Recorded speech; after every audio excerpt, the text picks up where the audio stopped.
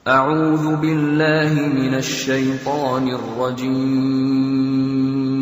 بسم الله الرحمن الرحيم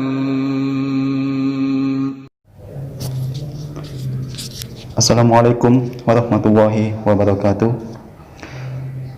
Selamat siang adik-adikku sekalian. Bertemu kembali dengan Ustaz Iqbal. Di sini Ustaz Iqbal sebagai salah satu pengajar daripada Les Ngaji Malang dan yang bekerjasama dengan SD Muhammadiyah 1 Malang. Adik-adikku sekalian, di sini kita akan memulai mengaji Iqra jilid 1, yang mana Ustadz di sini akan membimbing adik-adik sekalian di rumah, dan adik-adik di rumah silahkan mengambil kitabnya masing-masing dan dibuka mulai jilid yang pertama. Baik, di sini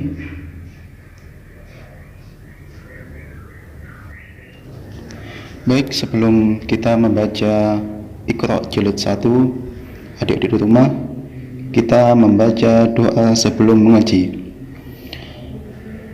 A'udzu billahi minasy syaithanir rajim. Bismillahirrahmanirrahim. Alhamdulillahi rabbil alamin.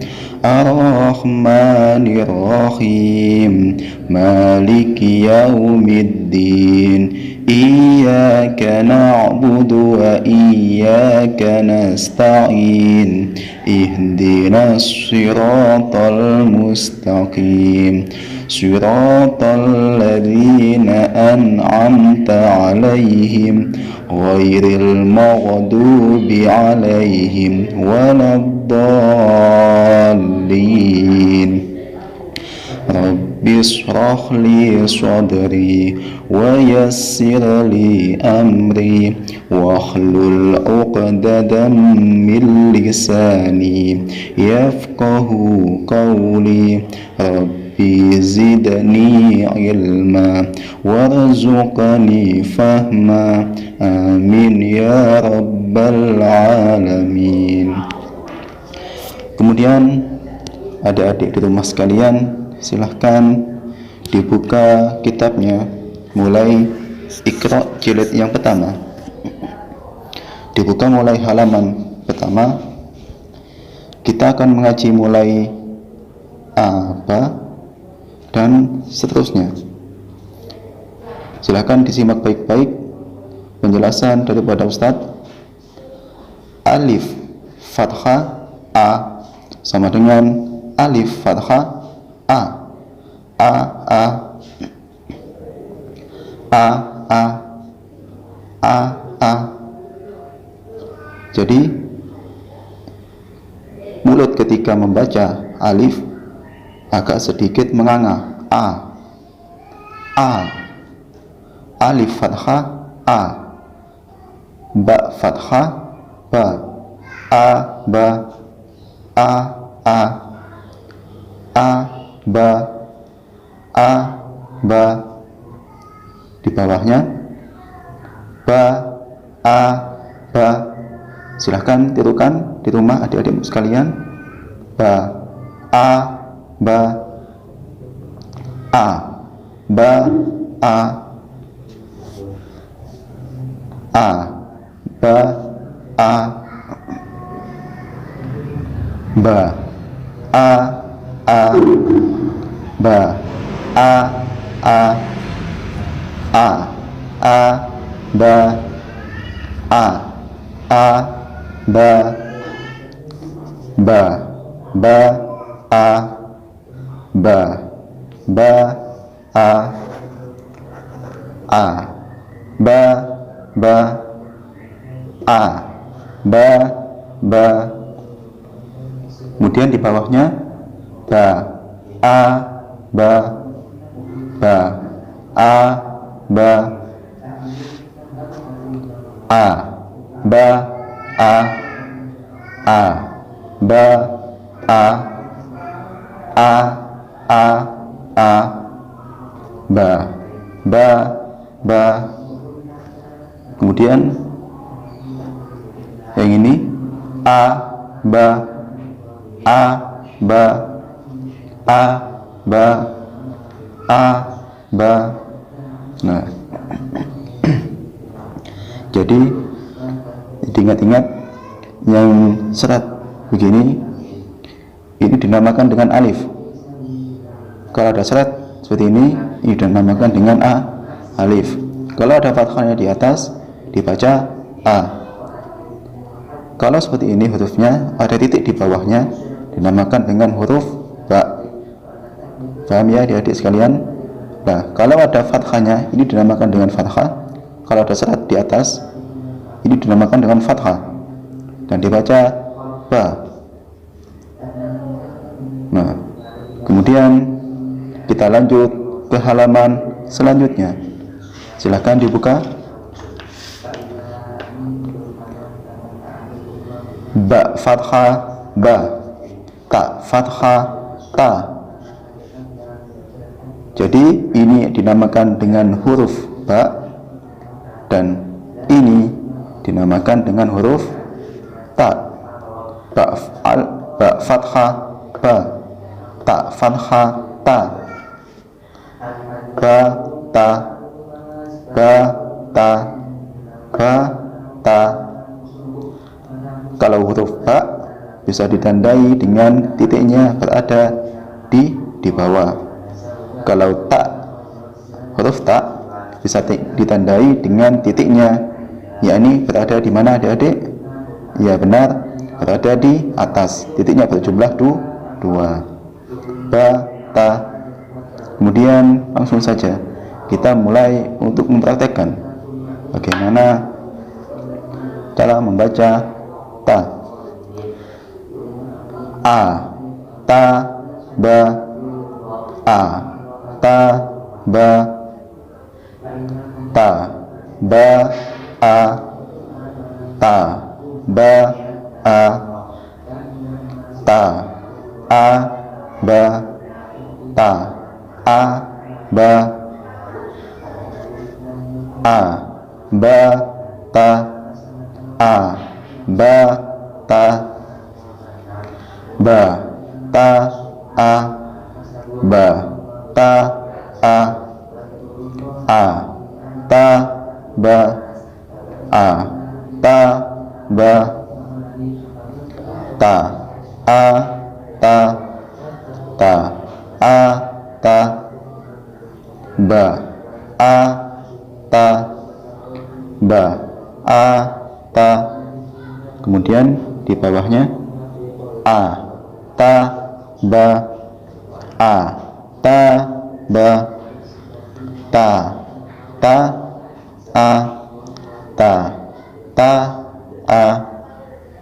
Kemudian yang terakhir a, ba, ta, a, ba, ta, a, ba, ta, a, ba, ta. Jadi seperti itu adik-adik sekalian di rumah. Proses pembacaan mulai a, ba, dan ba, ta. Jadi adik-adik di rumah sekalian, di sini Ustadz akan menjelaskan bagaimana posisi lidah atau posisi mulut ketika kita akan mengucapkan huruf a, ba, ta. A, posisi A, mulut agak menganga. A, ba, a. Jadi posisi mulut ketika mengucapkan A agak menganga. A. Kalau ba, a, ba. Kemudian kalau ta,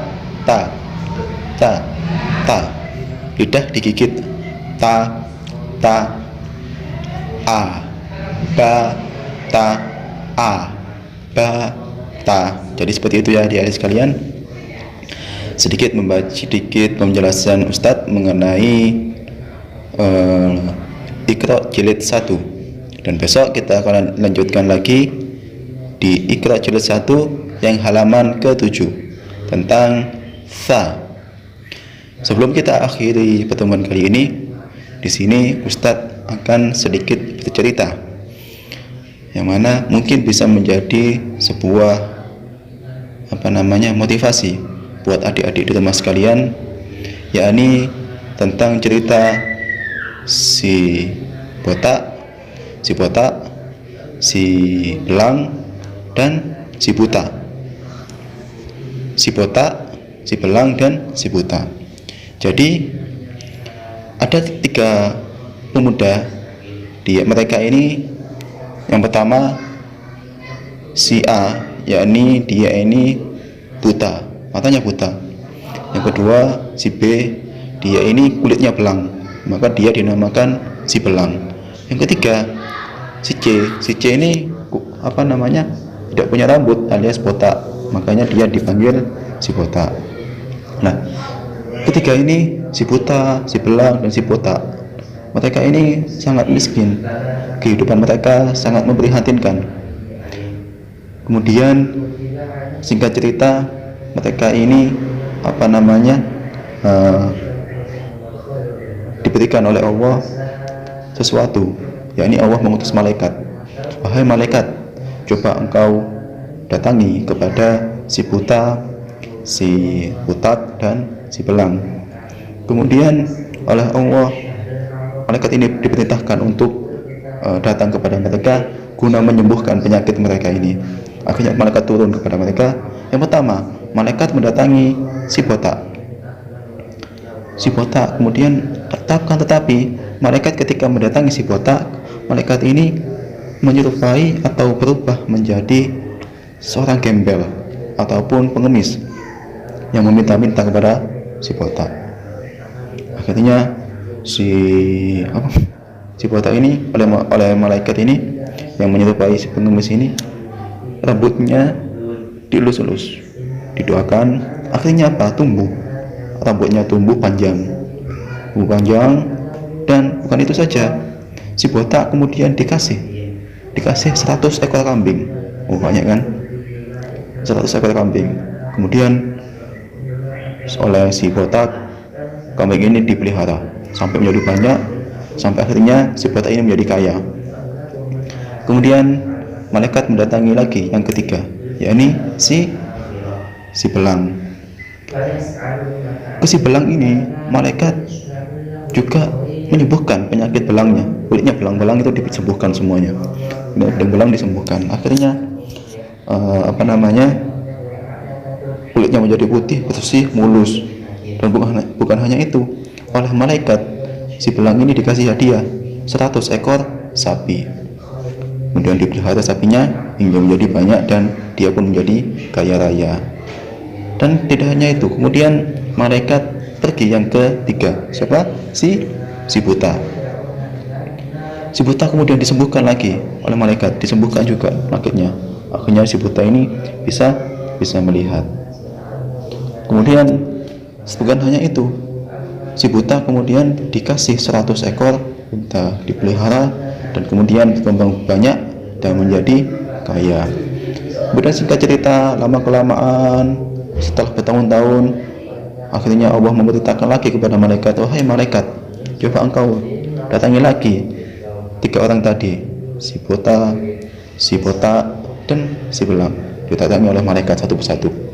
Malaikat kemudian datang juga sama, menyerupai orang miskin, orang gembel, minta-minta. Yang pertama kepada si belang. Pak, kasihani saya Pak, katanya malaikat yang menyerupai gembel itu.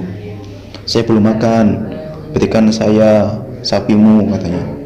Kemudian dengan sombongnya si belang bilang gini, apa engkau ini miskin, tidak punya apa-apa, engkau menjijikkan, sana kau pergi.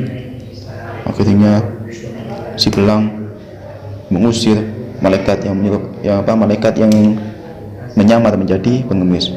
Akhirnya malaikat itu mengadab, kemudian diadab si belang, dan akhirnya dia pun jatuh miskin. Dan malaikat mendatangi yang ketiga. Siapa? yakni si botak. Malaikat juga sama, datang kepada si botak dalam keadaan gembel, mengemis. Kemudian, Pak, minta Pak, katanya.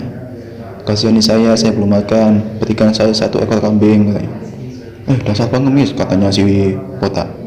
Apa? Kamu tidak punya apa-apa. Kamu miskin. Ke sana pergi kamu.